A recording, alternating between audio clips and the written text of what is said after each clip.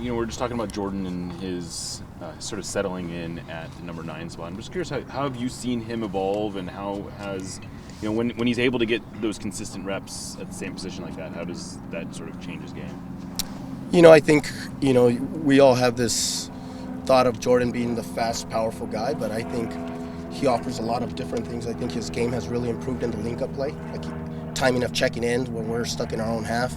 Obviously, he can threaten in behind. That's something that he's always had. But he's added that moment. He's a really good presence in the box. You've seen goals coming from his head on that. And I think we continue to grow and try to help him develop in combination play in tight areas, which is not easy for anyone.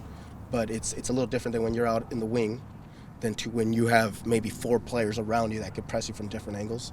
And with more games, like you said, he'll get better timing of that, better awareness of whose pressure, where's it coming from. So he's shown a lot of growth, and obviously has showed that he's a top 9 even in this league.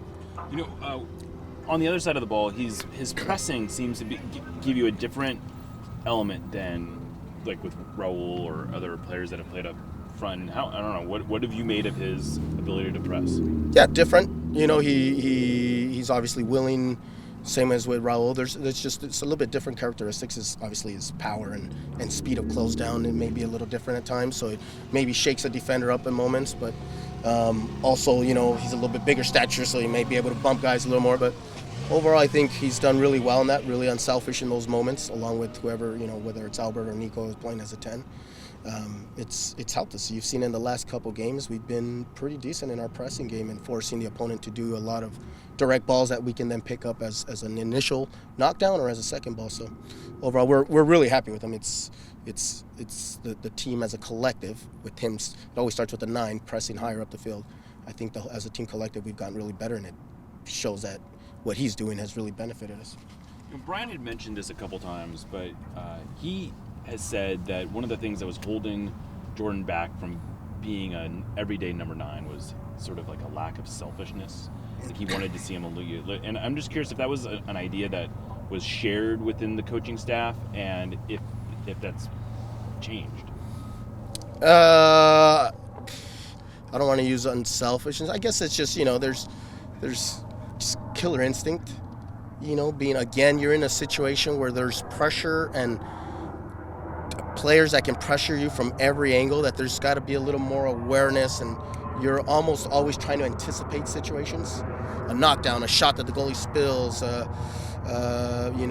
when we get around the corner on the wide area with Leo Chu or whatever, what's your movement like? I think in those moments now he's had to change the mindset. We're on the beneficiary of and getting to the end of things as opposed to being the creator. And so being the beneficiary is, and now you got to really work on timing and how to get unmarked and all that. Where it's different on the wing, you collect it, it's run at the guy, let me try to create for someone else. If I beat him on the dribble, maybe I can go myself. But in the box as a 9, now you got to really read the game, anticipate the play, anticipate knockdowns. And I think I would say that's where it's about me being able to read the situation. And have you seen improvement in that area? Oh, for sure.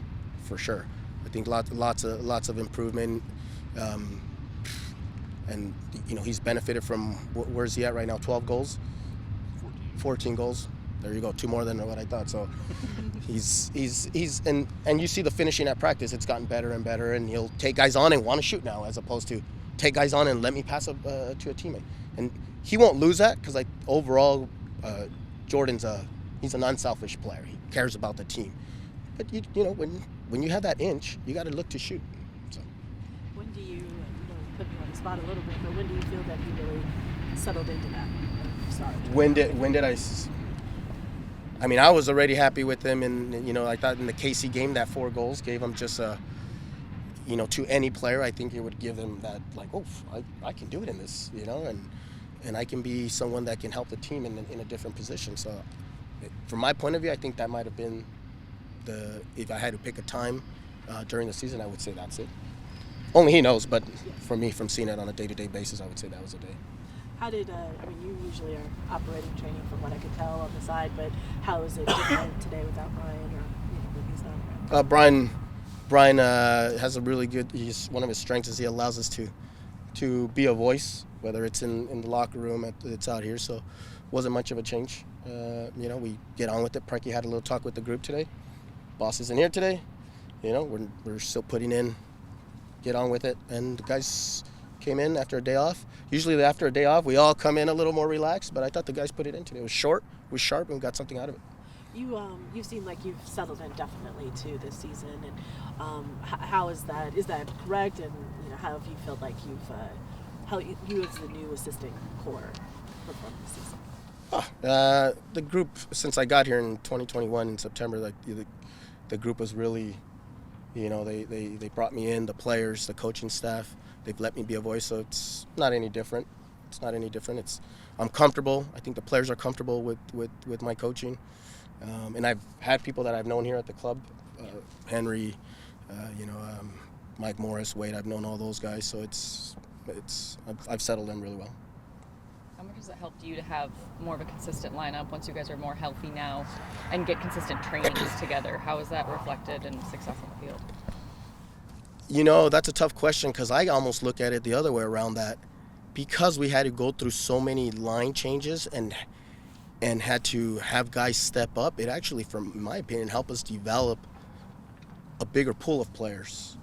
Reed, Cody Baker, some of the younger players, where you used through these moments where the guys were gone for Gold Cup for a long duration of time, national team, injuries, and we kind of kept grinding throughout the year, that it's put us to this position where we're a solid collective, and yes, it helps, at the end of the year, you do want to kind of go in with that group that's in a rhythm, but also when we've had to make a change here and there, the guys are ready because throughout the year they were all utilized.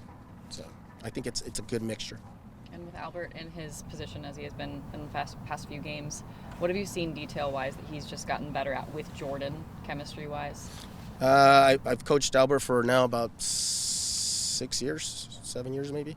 He's just doing what he's always done. He at RSL he worked with multiple forwards, and then now here he's worked with Raul in moments when he plays a 10. Now Jordan, he's going to do his thing. I think the more that than chemistry, it's almost that it brings out his game because he's closer to goal, closer to a number 9. Like it's a little clearer. Like now we're talking about Jordan being a beneficiary from other people.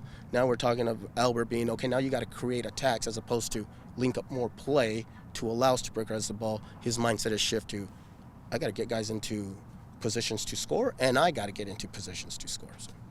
There's a lot of changes from the LAFC games that you guys had earlier in the season. Yep. So, can you pull much from that, or what's going Style of play. Yeah, last night I was watching their game against them over there. They had Belonga flying. I think the night before, that day before the game, we were missing Alex, Jordan, whatever. But you see style of play. They're good at what they do. They have their game model. Top individuals that are really good at going at you one-on-one. We have our style of play, but you can always pull something out. How can we defend them? What hurt us that game? What were we good at in that game? In that game, I thought it was 2 halves. We were really good in the first half and not so great in the second half, but created opportunities. So I think we gave up a goal in the first minute and a half, if I'm not mistaken. But a lot of things that we can take. How have you seen Raul Ruiz and Nico kind of responded to different type of playing time from your position? Very professional, which is, I think, the biggest characteristic that I can take from those guys. They're very professional. Do they like it? No, but there's moments in times that you have to take a step back and when you're continue the day-to-day grind, and that's what they've shown. Nico out here is running around everywhere. Nico's Nico, gets everyone else going. So, and Raul's the same way. So it's important that I think that when I got here, that was the most impressed I've been. That caught my attention was characteristics of players, the grind, the everyday, the humility that players have to come in every day and train for all the success the club has had. It's for me, the mindset of the group is always industrious, and that's the same as they are. Well, do they want to be there? Absolutely they do, and you get that feeling they want, and which we should get that feeling, but it hasn't kept them from training hard and continue to do their job. Raul wasn't out there today, was he? No. There's some personal issues. Yeah.